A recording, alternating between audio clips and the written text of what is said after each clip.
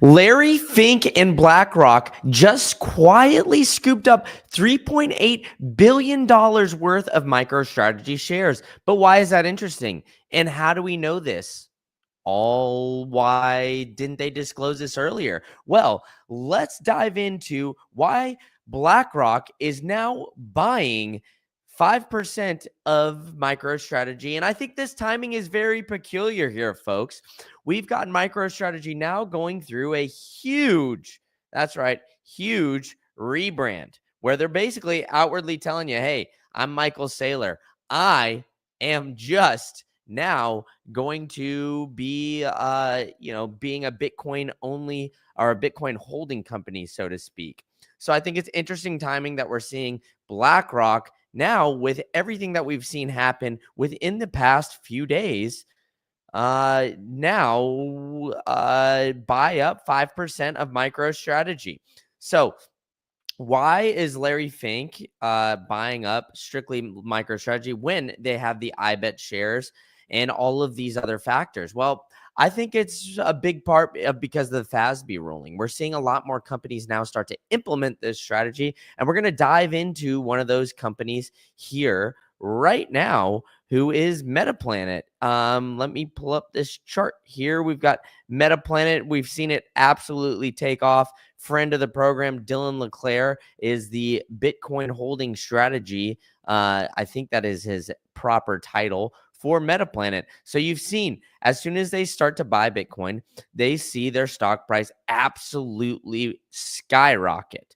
And the same has been seen for many other companies that have started to implement this. But why now double down on MicroStrategy? Well, one, they're openly coming out and saying, hey, we are going to be a Bitcoin holding company. That is the strategy, right? They're even putting Bitcoin in the logo. They're telling everybody, they're screaming it from the rooftops. Hey, we think having Bitcoin on the balance sheet is going to be our superpower here going forward. And that's why we're going to lean into that strategy, right? It's the new name, but same strategy. Their strategy for success, even including that Bitcoin logo there, the Giga Chad himself.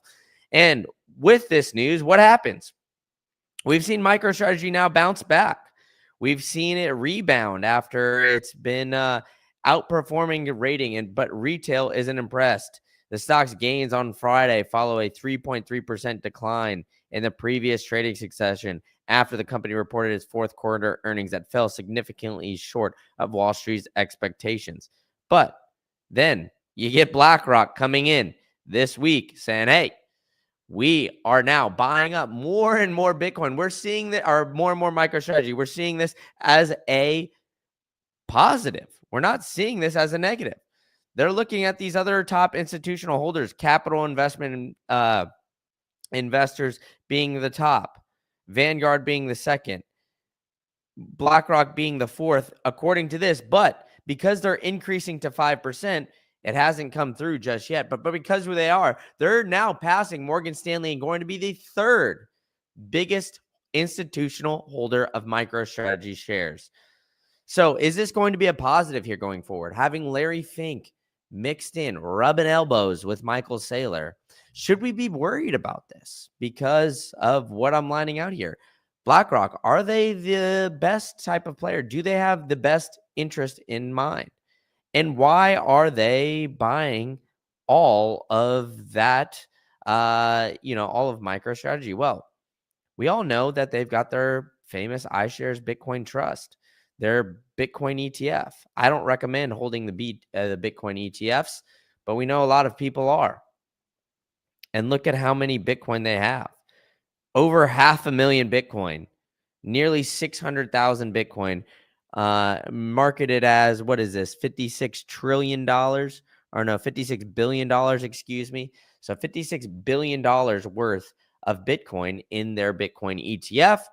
And they're looking at that and saying, hey, what is going on here? Why are, with all this exposure to Bitcoin, are they looking at MicroStrategy?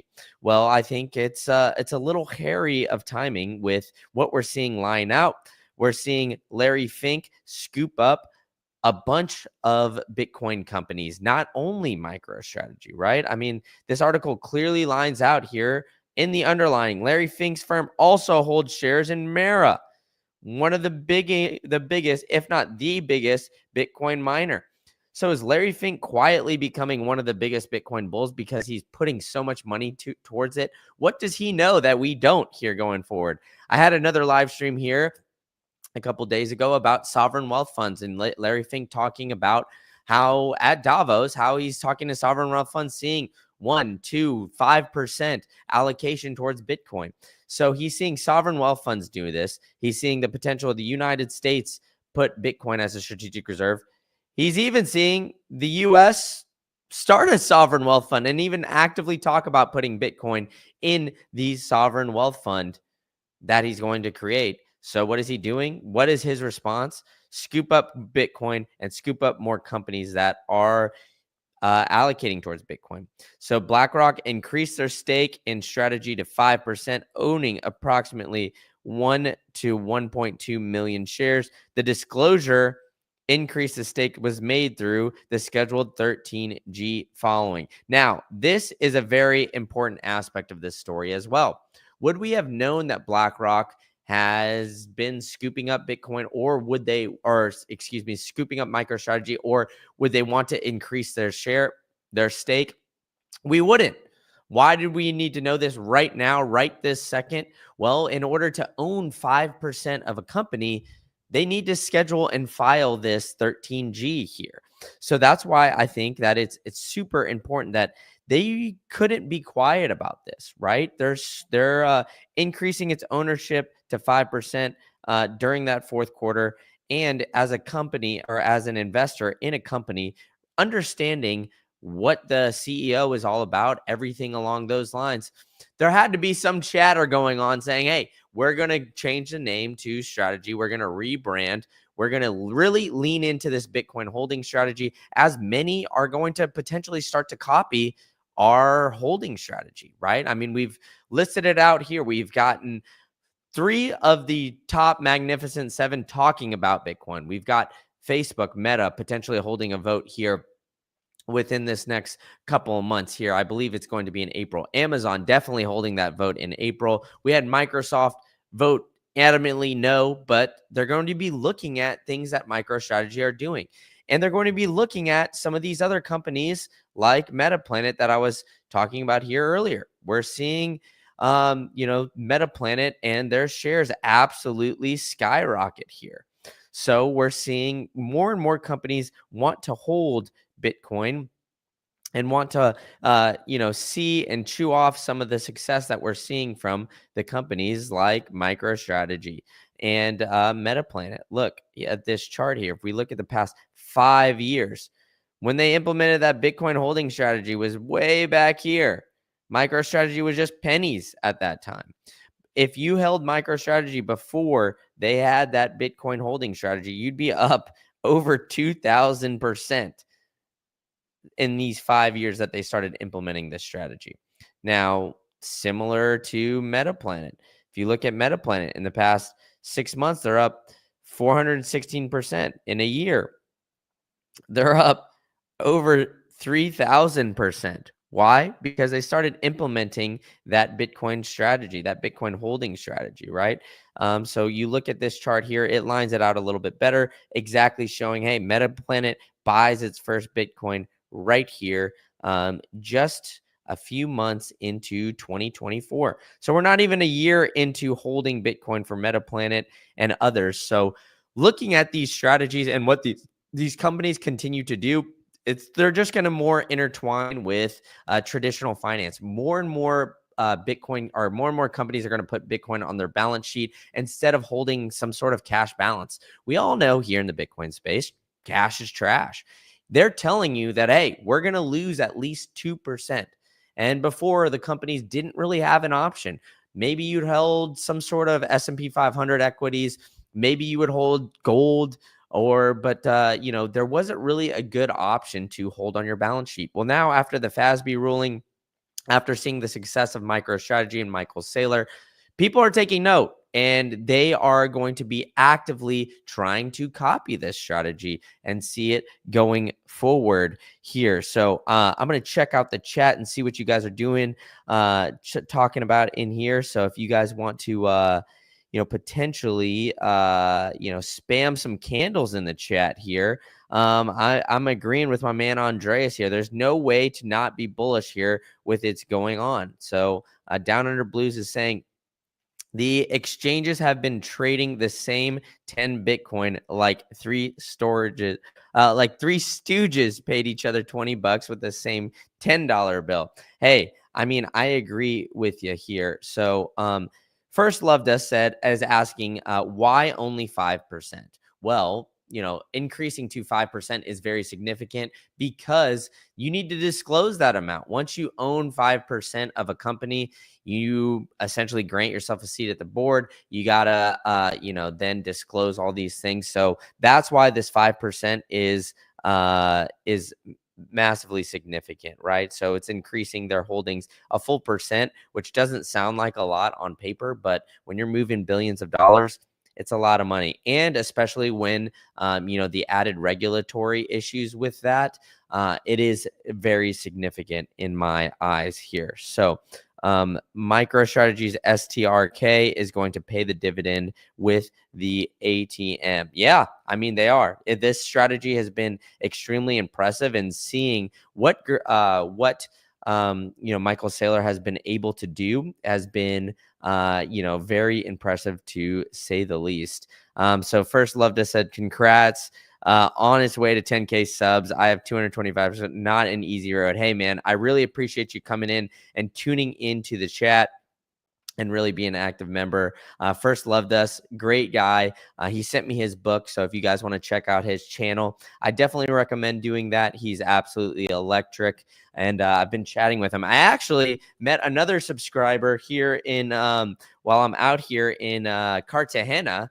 He gave me this sweet hat here, so shout out to Roberto giving me this Bitcoin Colombian hat here. So yeah, baby, we're living it up here in Cartagena, but I still got to come and bring these live streams to you guys because I think this is extremely important here, as we're lining out how BlackRock increasing this ownership. I don't think that can be understated here, folks. I think we need to really look at who these big players are. We need to, maybe question Michael Saylor, right? He's been a huge Bitcoin bull.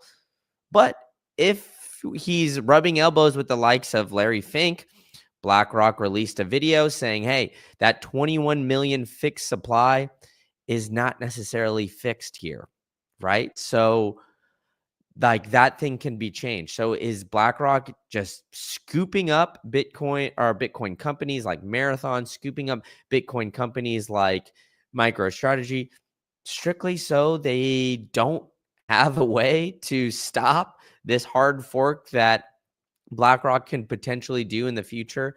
Is Larry Fink going to be behind all this? Is he going to basically control all of these banks, control all of these major Bitcoin companies, and force you to hold Bitcoin with them so it can be seized, so you can be controlled?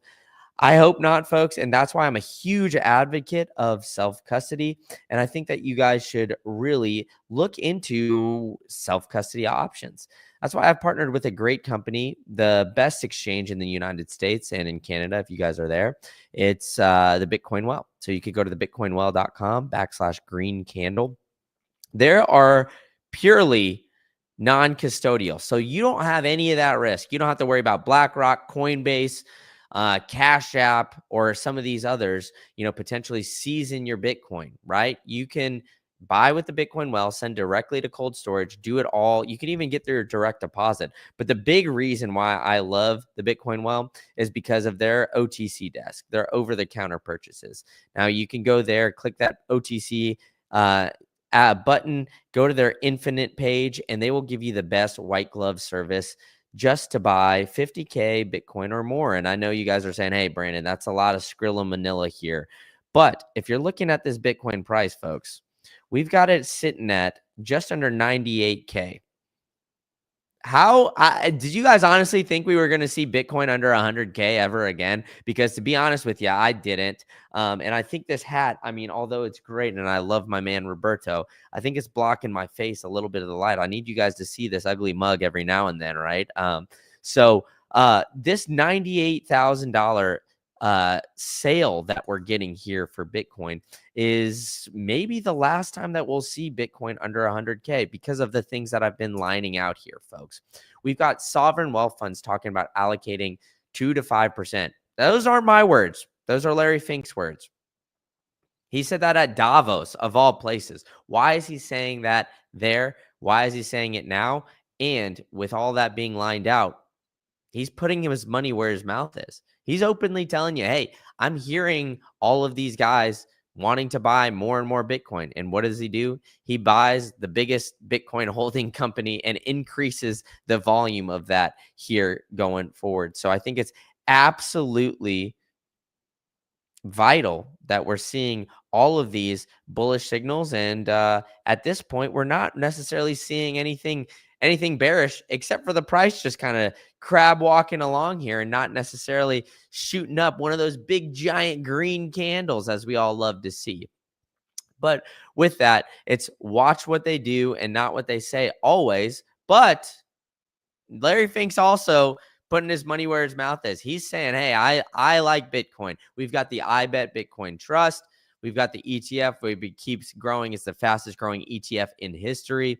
We've got all these things, and we're seeing, MicroStrategy as a very good investment, and we're seeing other companies start to implement these types of policies. So I wouldn't be surprised if BlackRock, when companies similar to Metaplanet start to come up and want to put Bitcoin on their balance sheet, it would make sense that BlackRock would start to dive in. And maybe you could front run BlackRock if you got a little inclining, let's say, of other companies that could potentially put Bitcoin on the balance sheet. But I think it's important to line out, what we're seeing here from Larry Fink and BlackRock, just how bullish they are with Bitcoin because of how much they're buying. But that doesn't mean I'm not skeptical about them, folks. I am very cautious here. So put your Bitcoin in cold storage. And thank you guys all for tuning in here. As my man all-nighter hider in the chat always says, smoke that like button like Cheech and Chong if you haven't done it already. And I'll get back to the comments here. Here's my man. He said, either Sailor brings Fink up or Fink brings Sailor down, or a degree of the two. And I agree, man. I agree to see that. I'm glad you guys like that hat. The Bitcoin cowboy. Maybe that's how I should brand it. I normally live in Florida, but I'm here in Colombia. You guys need to come down and get one of these hats.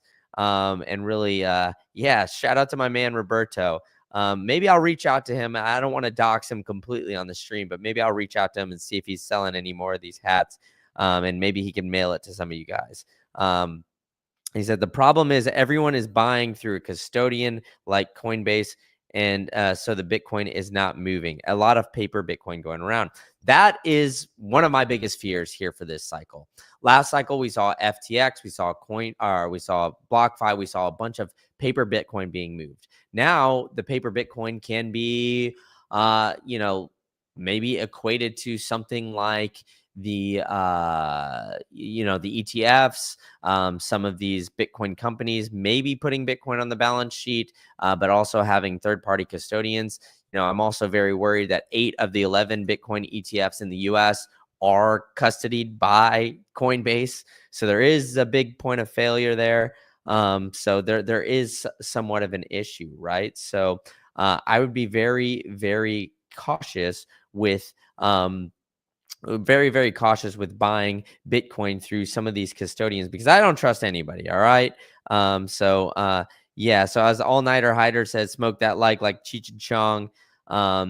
Being cowboy with the Bitcoin symbol. Yeah, that would be absolutely electric. I need to get that. Maybe I'll put that on there. Right. So, but yeah, if you guys can really, embrace Bitcoin as the freedom technology it is, all this bullish news that we're seeing from Michael Saylor, Coinbase, all of these guys, they're all trying to come for your Bitcoin, right? So what do I think the best way that you guys can avoid that? By buying Bitcoin and putting it in cold storage. I'm at a bachelor party here in Cartagena, Colombia, boys and girls here in the chat. So I appreciate you guys joining in. I tried to do it at a really cool spot in this Airbnb. I wish I could show you guys, but unfortunately, my laptop got too hot. So those who came in the first stream and maybe saw it got turned off within a couple minutes of it happening, I really do appreciate you coming back and toughing it out with me. I had to do that. I wanted to show you guys the hat, how I was looking in the sun. But unfortunately, I can't show you guys all that because the technology is not going to allow me to do that. But what won't stop is Bitcoin, folks. You can use Bitcoin no matter where you're at. I'm in Colombia. I could send you guys some sats. Maybe I'll get with Bitcoin Well and get that wishing well going so you guys can really get some sats flowing on one of these new live streams here in a couple days. Maybe we'll set that up for next week or two. Don't quote me on that, but I'm going to do what I can to give you guys some free sats in the live stream. And yeah, I appreciate you guys all coming in. So smoke that like Cheech and Chong. And we will see you guys at the next electric live stream that we got here, probably in the next couple of days. So thank you all for tuning in and smash the subscribe button as well.